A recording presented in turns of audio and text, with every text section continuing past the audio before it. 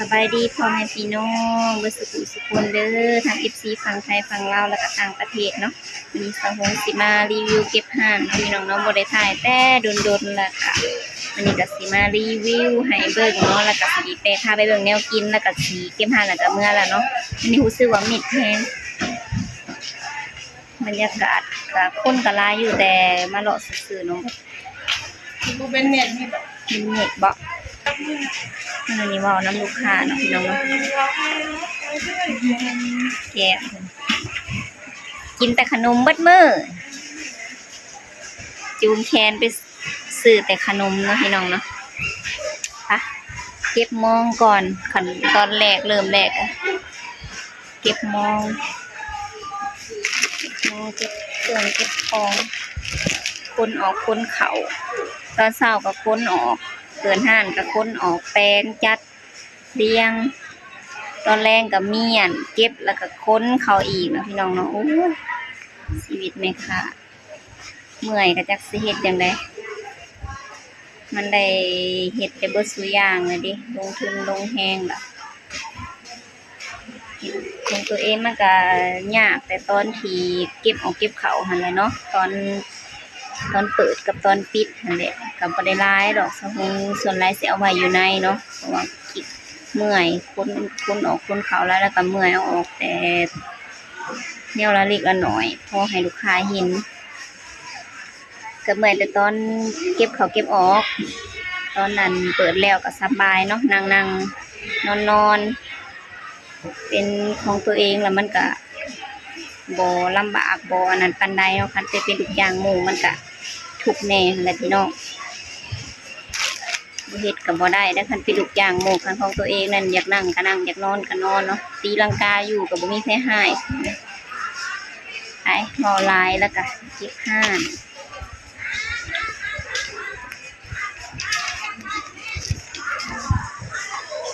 มองใส่ปลา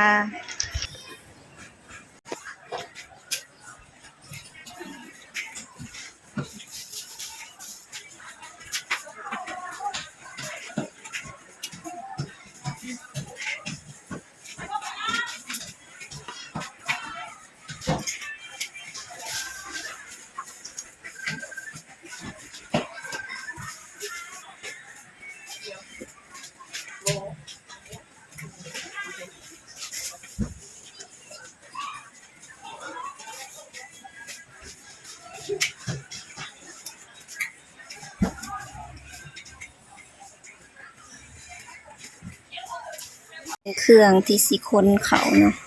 แล้วก็สิมีถ่ายคลิปแล้วก็สิมีกระตากระบุงนี่อันนี้2-3อย่างเนาะแล้วก็สิมีกล่องมองนี้พี่น้อง2กล่อง2แก๊ส2ลังแล้วก็มีอันนี้อีกทั้งนี้ก็ค้างนึงอีกเนาะค้นเขาอีกนี่นะหลายอย่างหลายแนวเพื่อคนแต่ละมื้อแกจนเหือแตกเหือแตนอันนี้เป็นหวดเป็นมวยเด้อตัวอันนี้เป็นมวยเขาเจ้าเอิ้นมวยบ่ตัวใหญ่เนาะตัวอันกลางตัวใหญ่แล้วก็เป็นอันนี้ก็มีหัวโตอันนี้ตัวบ่ได้ขอบรีวิวเครื่องเลยซะเนาะตัวนี้ขอบอันนี้เป็นมวยหนึ่งก็มีพี่น้องหนึ่งก็มีแต่ว่าอันนี้ก็อันลูกค้าก็ซื้อแล้วก็ลืมมาเอาก็อยู่นั่นนี่ยังบ่เห็นมาเอาอยู่สะหงก็บ่ได้เฮ็ดแนวใดเนาะมีอันน้ำยาล้างน้ำยาถูพื้นกับมันแนวตองประแดกรุ่นข้าวตะกี้ถ้าให้ผู้เจ้าเพิ่นมาเอาปลาไว้นี่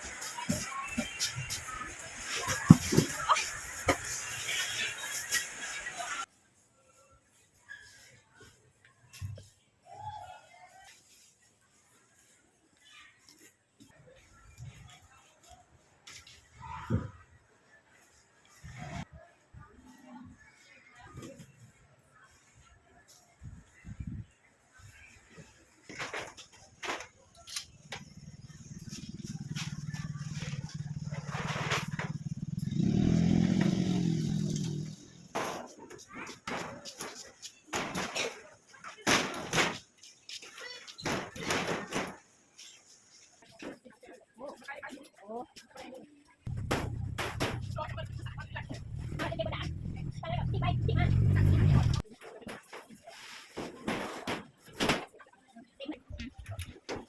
ด้กันหนึ่งไปยังกันหนึ่ง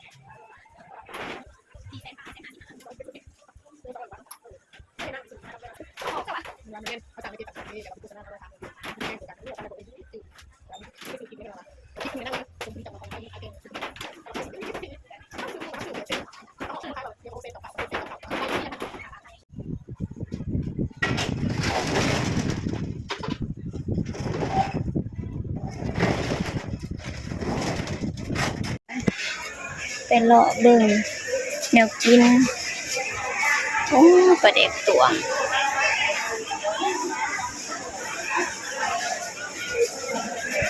และอาหารแนวกินมักพริกโซยเขาดัง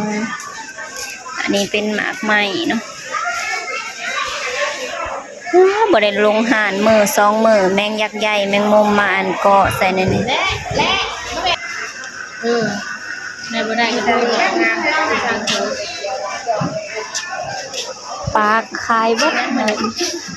อันนี้ตายปลานิ่มเป็น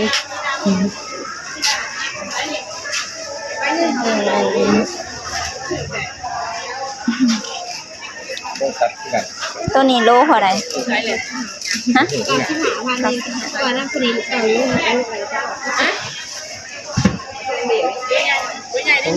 แมงวันกับตึก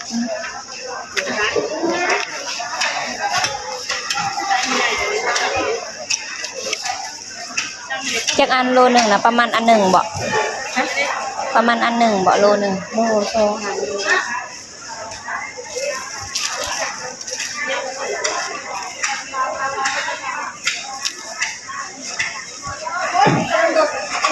นวดปลาหมึก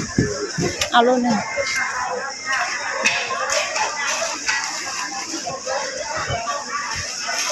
น้องสั่งข้าวน้อยๆนะคุณยากสองหนวดยังบ่ฮอดอันนี้ได้ซะ เกาลูกสาม โลเท่าไรตัวนี้ เกาลูกผมเกาลูกสาม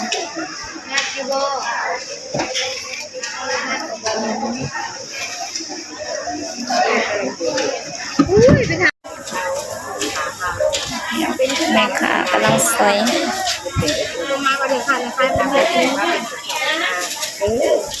เลือกเราเด้อ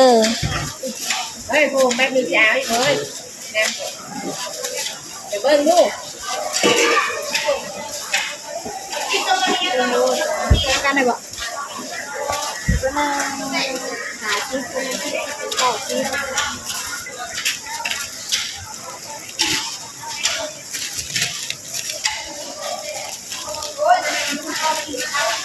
เป็นท้องมีดีนะ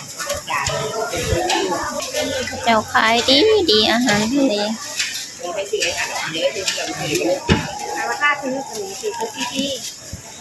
ทางนี้นะลายอยู่เนาะลายอรีอรอคนทางลายอยู่ตลอด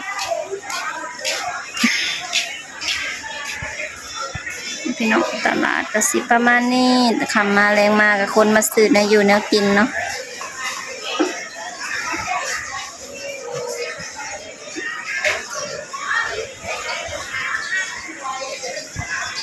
เจ้าขายเครื่องโยกขายแล้วนี่เลย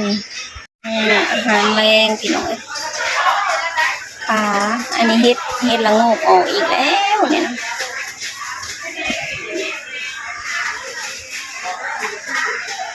นี่แม่ค้าขายผักขายมีเนาะวันนี้แนวกินกับมีอยู่คนขายกับบ่หลายปานใดบางคนก็มีแนวขายบางคนก็บ่มีบ่ได้มาเนาะค่ะพาไปลงเห็ดปลาพี่น้องกระโปดว่าปลาใหญ่ดีอร่อยค่ะจะตัดขายแบ่งขายน้ำแน่แล้วอันนี้เห็ดละโงก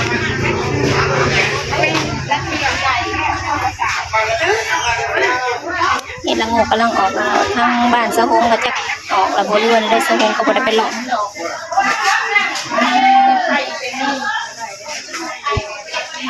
อันนี้ นี้ปลาเอียงเขาจะว่า นี่หรอ โอ้เอียนปลาลุงปลาไหล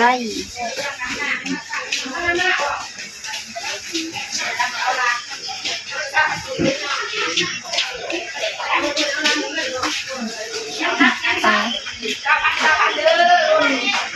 ซุมื้อนี้บ่ได้ยากหาอยู่หากินแล้วบ่ได้หาตามทุ่งไร่ทุ่งนาแล้วหาแต่ในตลาดเนาะถือเงินมาแล้วก็มาเอาแนวกินแล้วก็มื้อโลดซุมื้อนี้นะสิไปหาคืออันอยู่ทุ่งไร่ทุ่งนาอยู่อันนั้นน่ะบ่ได้แล้วนอกจากว่าหน่อไม้เนาะหน่อไม้ที่ว่าอยู่ในกออยู่ในโขกในป่าหันมีอยู่พี่น้องแต่ว่าเขาเจ้าส่วนแรกเขาเจ้าก็ปลูกหน่อไม้หน่อมันก็ปลูกเองหน่อไม้เลี้ยงนอกเนาะเพราะว่าหน่อไม้เลี้ยงนอกเนี่ยมันสิแซ่บ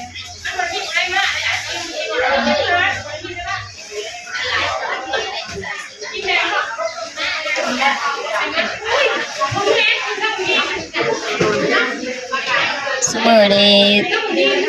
อิหยังก็สะดวกสบายของอยู่แนวกินก็ซื้ออย่างเดียวพี่น้องหาเงินได้แล้วก็ซื้อกบเขียดปูปลาหน้าน้ำมีเบิดของกินสุกของกินดิบ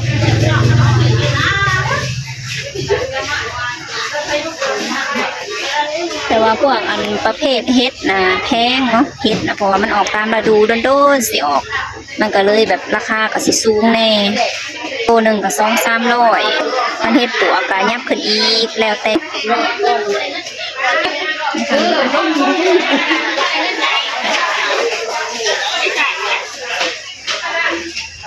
ของกินตามฤดูมันก็สิเอาแพงแน่กันของกินแบบเป็นผักเป็นมีก็ขึ้นเป็นยามเนาะแพงเป็นยามบัดนี้ก็สิได้มื้อแล้วรีวิวให้เบิ่งสำเร็จแล้วเนาะพี่น้องรีวิวคนเอาว่าเครื่องขายก็เห็นคือกันเบิดนี่แหละมีแต่ของกินบ้านนอกของนาเฮาเองมีแต่กบมีแต่ปลามีแต่หมูแนวกินก็ได้ทางนี้กับปลาจากปลาอีหยังสะฮูก็บ่จักซื้อปลาดอกรู้จักแต่ปลานิลปลาคอปลาดุกเบิดเท่านั้นซื้อปลาก็ได้